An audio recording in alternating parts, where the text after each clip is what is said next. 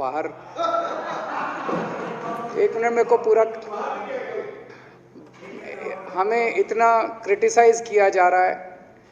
BJP वाले कह रहे हैं कि बाबा साहब अम्बेडकर और भगत सिंह की क्यों लगाई, सावरकर की क्यों नहीं लगाई, हेडगेवार की क्यों नहीं लगाई। तो मैं कह रहा हूं भाई सावरकर की और हेडगेवार की तुम लगा लो। अब देखो, जो बोल रहे थे उसमें तो किसी ने टिप्पणी नहीं की। मैंने कहा भाई सावरकर की बोल रहे हैं, सावरकर की और हेडगेवार की तुम लगा लो, हम बाबा साहब अम्बेडकर की और भगत सिंह की लगा लेते हैं। कांग्रेस वाले चिल्ला रहे हैं, इंदिरा गांधी की क्यों नहीं लगाई, राजीव गांधी की क्यों नहीं लगाई, सोनिया गांधी की क्यों नहीं लगाई। तो हम कह रहे हैं भाई इंदिरा गांधी की तुम लगा लो, हम तो बाबा साहब अम्बेडकर की और भगत सिंह की लगाएंगे। अध्यक्ष महोदय, मेरे को पता नहीं था ये लोग बाबा साहब अम्बेडकर और भगत सिंह से ऐसी नफरत क्यों करते हैं सारे प्रतिपक्ष के लोग। मैं आपको बताता हूं क्यों करते हैं, और खासकर बीजेपी वाले बाबा साहब अम्बेडकर से इतनी नफरत क्यों करते हैं, मैं बताता हूं आपको। बाबा साहब अम्बेडकर ने संविधान बनाया, मैं बता देता हूं आपको, आप भी सेटिस्फाई हो जाओगे।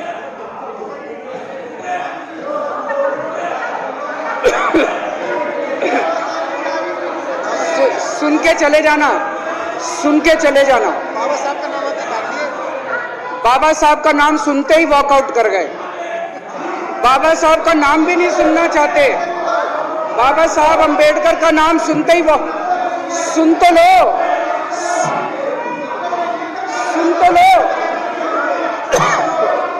वो तमाशा, और ये सब कुछ जो इन्होंने बोला वो सच बोला। सुन तो लो।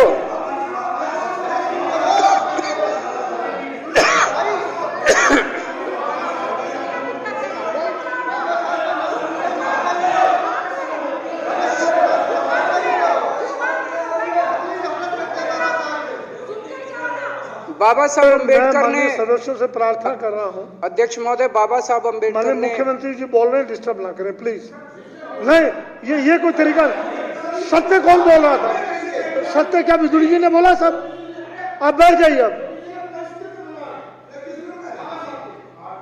बाबा साहब अम्बेडकर ने देश का संविधान बनाया। संविधान में लिखा उन्होंने कि भारत के अंदर जनतंत्र होगा। इस जनतंत्र के अंदर चुनाव होंगे। चुनाव में जनता वोट डालेगी। वोट डाल के जनता अपनी सरकार चुनेगी। वो सरकार लोगों के सपनों को पूरा करने के लिए काम करेगी। बीजेपी को ये पसंद नहीं है। बीजेपी नहीं चाहती चुनाव हो। बीजेपी चाहती है कि चुनाव खत्म हो जाए। चुनाव होने ही नहीं चाहिए। चुनाव गंदी बात है इनके हिसाब से। चुनाव गलत बात है इनके हिसाब से। एमसीडी के अंदर 15 साल इन्होंने जम के लूटा। लूटने के सारे दुनिया के रिकॉर्ड तोड़ दिए। गिनीज बुक वालों की मीटिंग चल रही है कि भारतीय जनता पार्टी का ಯಾರ ಹತ್ರ ಕೇಳಿದ್ರು ₹1 ಸಹಾಯನೂ ಮಾಡ್ತಿಲ್ಲ. ದಯವಿಟ್ಟು ನಿಮ್ಮ ಕೈಲಿ ಎಷ್ಟಾಗುತ್ತೆ ಸಹಾಯ ಮಾಡಿ ನಮ್ಮ ಪಾಪ ಜೀವ ಉಳಿಸ್ಕೊಂಡು. ನನ್ನ ಹೆಸರು ನಿವೇದಿತಾ ಅಂತ. ನನ್ನ ಪಾಪ ಹೆಸರು ನವನೀತ್ ಅಂತ. ನನಗೆ ಬೋನ್ ಮ್ಯಾರೋ ಫೇಲ್ಯೂರ್ ಅನ್ನೋ ಕಾಯಿಲೆ ಇದೆ. ಈ ಕಾಯಿಲೆ ಹೇಗಿದೆ ಅಂದರೆ ಪ್ಲೇಟ್ಲೆಟ್ಸ್ ಕಡಿಮೆ ಆದಾಗೆಲ್ಲ ಹಲ್ಲಿನ ಸಿಡಲ್ ರಕ್ತ ಬರೋಕ್ಕೆ ಸ್ಟಾರ್ಟ್ ಆಗುತ್ತೆ, ಇಲ್ಲ ಜ್ವರ ಬರುತ್ತೆ. ಇದನ್ನೆಲ್ಲ ಕಣ್ಣಲ್ಲಿ ನೋಡೋಕ್ಕಾಗ್ತಿಲ್ಲ ನನಗೆ. ತಾಯಿ ಅನ್ಸ್ಕೊಂಡವಳಿಗೆ ಎಲ್ಲ ಕಡೆ ತೋರಿಸಿದ್ವಿ, ಬಟ್ ಆಪರೇಷನ್ ಆಗಬೇಕು ಅಂತ ಹೇಳಿದ್ದಾರೆ. 37 ಲಕ್ಷ ಕೇಳಿದ್ದಾರೆ ಡಾಕ್ಟ್ರು. ನಮ್ಮ ಕೈಲಿ ಅಷ್ಟು ಹಣ ಹೊಂದ್ಸೋಕೆ ಆಗ್ತಿಲ್ಲ. ನಮ್ಮ ಪಾಪ ಅಲ್ಲ, ನಿನ್ನ ಪಾಪ ಅಂತ ಅನ್ಕೊಂಡು ನಮ್ಮ ಜೀವ ಉಳಿಸ್ಕೊಡಿ, ನಿಮಗೆ ಸಹಾಯ ಮಾಡಿಕೊಡಿ.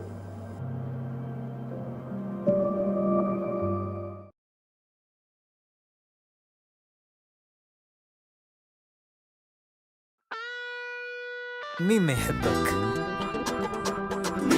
سعودية ساندويتش.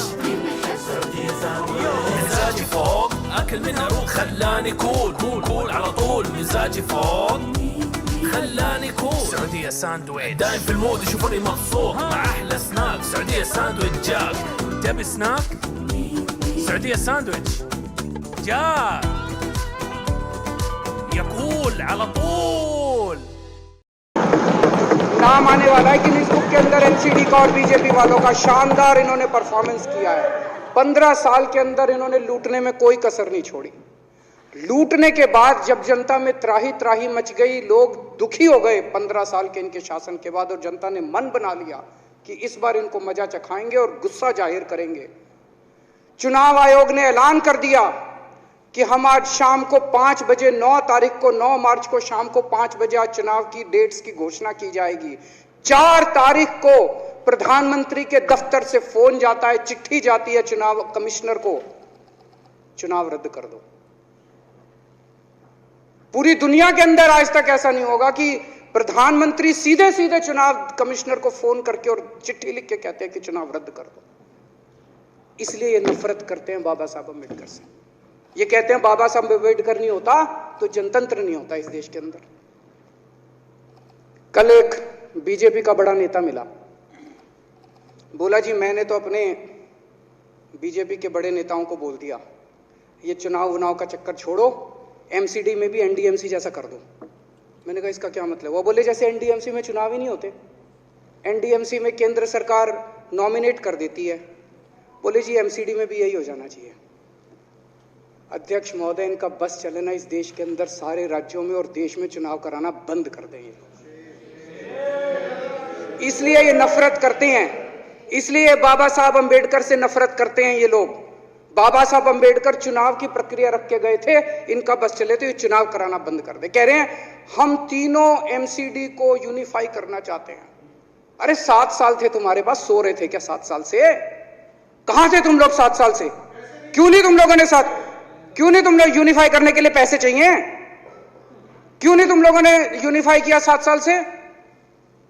चुनाव के 1 घंटे पहले तुम लोग चिट्ठी लिख रहे हो,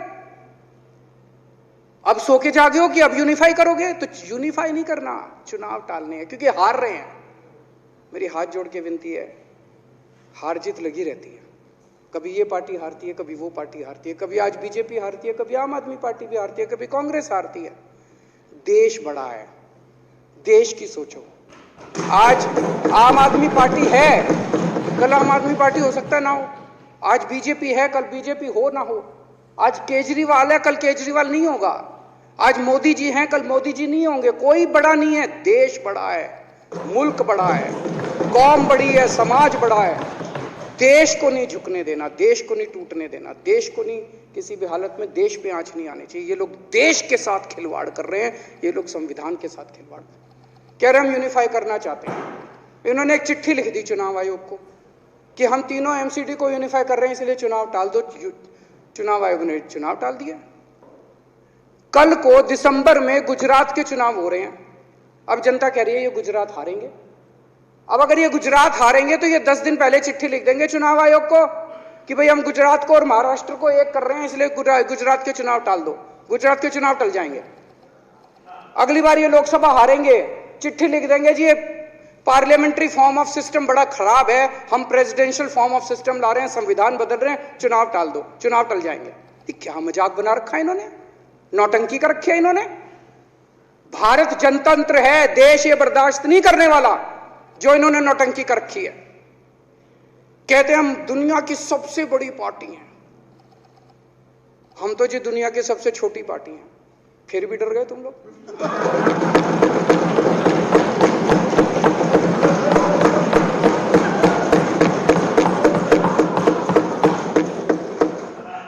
दुनिया की सबसे बड़ी पार्टी दुनिया की सबसे छोटी पार्टी से डर के भाग गई।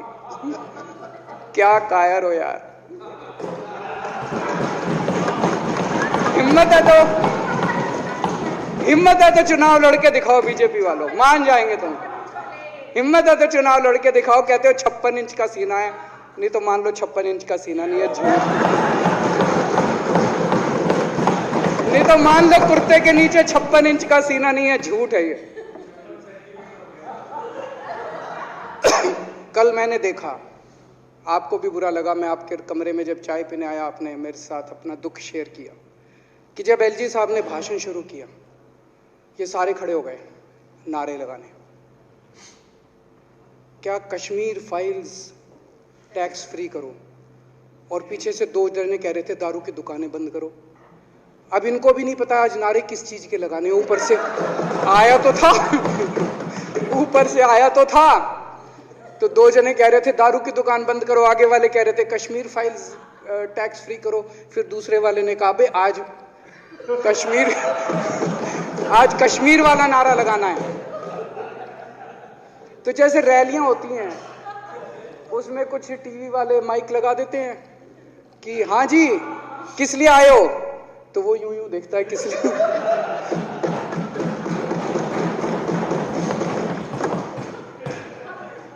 क्या हाल बना दिया इनका। इसलिए थोड़ी राजनीति में आया था, इसलिए थोड़ी राजनीति में आए थे। एक पिक्चर आई थी बंटी और बबली, उस पिक्चर में एक सीन था, कुछ लोग एक नेता के घर के सामने जाते हैं, हमारी मांगे पूरी करो, हमारी मांगे पूरी करो। नेता बाहर आता है, कहता है क्या मांगे हैं, तो सारे एक दूसरे की तरफ, उनको पता ही नहीं क्या मांगे।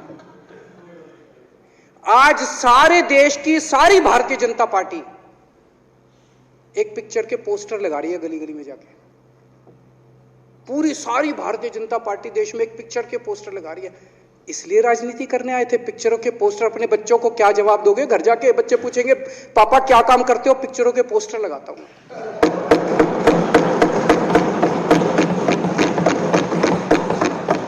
8 साल केंद्र सरकार चलाने के बाद अगर किसी देश के प्रधानमंत्री को विवेक अग्निहोत्री के चरणों में शरण लेनी पड़े तो इसका मतलब उस प्रधानमंत्री ने 8 साल में कोई काम नहीं किया।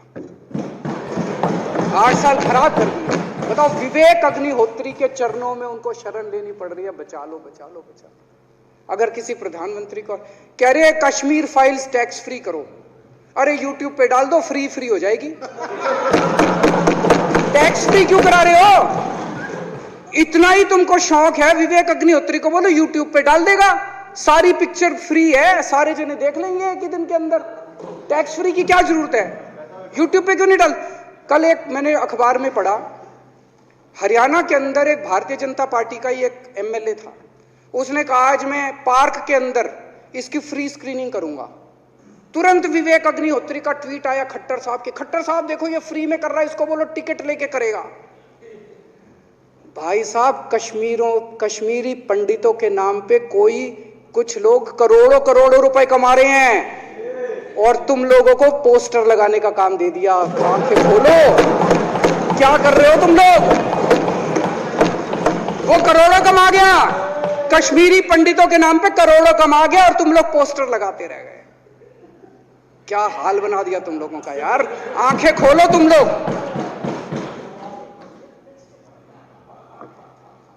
भेड़ बकरियों की तरह हाँक रखा है पूरे बीजेपी वालों को, भेड़ बकरियों की तरह हाँक रहे हैं। एक दिन बोले 3 का कृषि कानून लेके आए हैं, बहुत शानदार है, और फिर नीचे मैसेज आया भाई सारे जने तारीफ करो मोदी जी की। सारे बोले वाह मोदी जी वाह, क्या मास्टर स्ट्रोक है।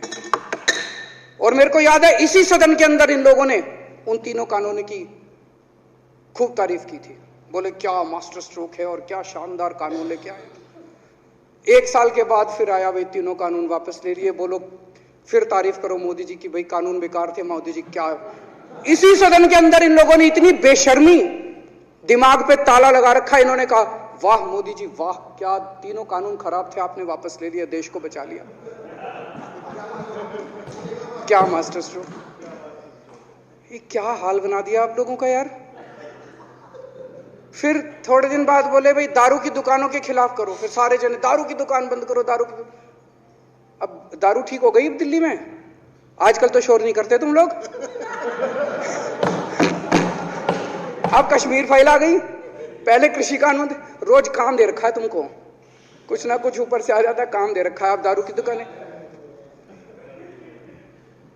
मेरा एक ही निवेदन है मेरे बीजेपी के साथियों से, आप तो अपने ही हो, आप तो सब अपने, मेरे छोटे भाई बड़े भाई बिदुरी साहब तो बड़े भाई है मेरे, आप तो सारे अपने हो यार। थोड़ा सा देश के बारे में सोचो यार, थोड़ा देश के बारे में सोचो।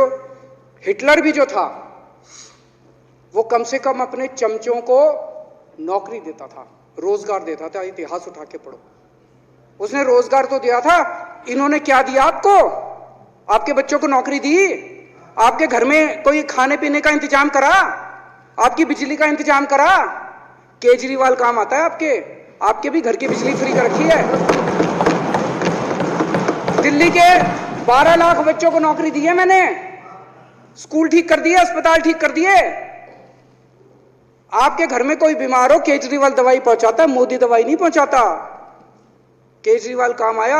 मैं बीजेपी के सारे कार्यकर्ताओं से कहना चाहता हूं, थोड़ा सा दिमाग खोलो। बीजेपी के सारे सपोर्टर्स को कहना चाहता हूं, थोड़ा सा दिमाग खोलो। ये भेड़ चाल बंद करो, भेड़ बकरियों की तरह हाँक रहे हैं ये आपको, ये सब बंद करो। दिमाग खोल के सारे जने बीजेपी छोड़ के आम आदमी पार्टी में आ जाओ।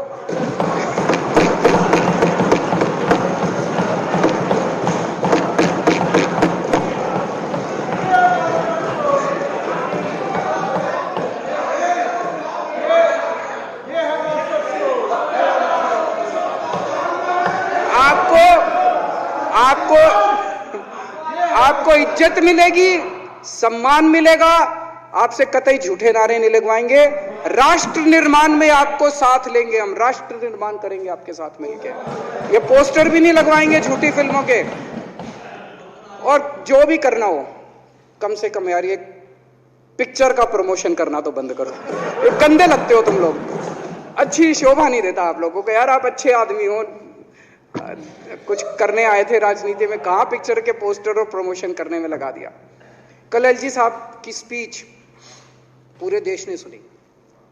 एलजी साहब को एक तरह से केंद्र सरकार का नुमाइंदा माना जाता है। एलजी साहब ने भी हमारी सरकार की कितनी तारीफ करी। 50% जीडीपी 5 साल के अंदर बढ़ गया। भारत में आज तक कभी किसी राज्य का नहीं बढ़ा। इतने शानदार काम दिल्ली सरकार ने किए हैं कि केंद्र सरकार द्वारा नियुक्त एलजी साहब ने भी दूसरी सरकार की, आम आदमी पार्टी की सरकार की भूरी भूरी शब्दों में तारीफ की। मैं एलजी साहब का बहुत बहुत शुक्रिया अदा करना चाहता हूं और इस धन्यवाद प्रस्ताव का समर्थन करता हूं।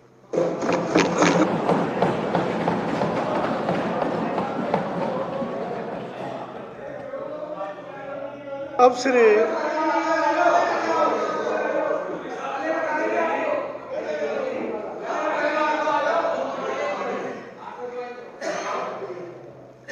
श्री गोपाल राय जी माननीय विकास मंत्री द्वारा प्रस्तुत धन्यवाद प्रस्ताव पर सदन के सामने है। माने कि यह सदन उप राज्यपाल द्वारा दिनांक 23 मार्च 2022 को विधानसभा में दिए गए अभिभाषण के लिए उनके प्रति हार्दिक आभार प्रकट करता है। यह प्रस्ताव सदन के सामने है। जो इसके पक्ष में हाँ कहें, जो इसके विरोध में ना कहें। हाँ पक्ष जीता, हाँ पक्ष जीता। प्रस्ताव पारित हुआ। माननीय उपराज्यपाल महोदय को इसकी सूचना दे दी जाएगी। जो सदस्य कल दिनांक 25 मार्च, ये इसलिए है कि बजट 25 मार्च को पहले पेश होना था। हमारे 280 नहीं लगे थे। आज 280 हम लगा सकते हैं। शाम 6 बजे तक नोटिस शाखा कमरा नंबर 46 में अपने नोटिस 280 के लिए दे सकते हैं। शाम 6 बजे तक खुला रहेगा। अब सदन की कार्रवाई शुक्रवार दिनांक 25 मार्च 2022 नहीं अब एमएलए है आरएसएस के बारे में कुछ ऐसे शब्दों का इस्तेमाल किया तो नहीं होना चाहिए। तो मैं आपसे आग्रह करूंगा कि उन शब्दों को जरूर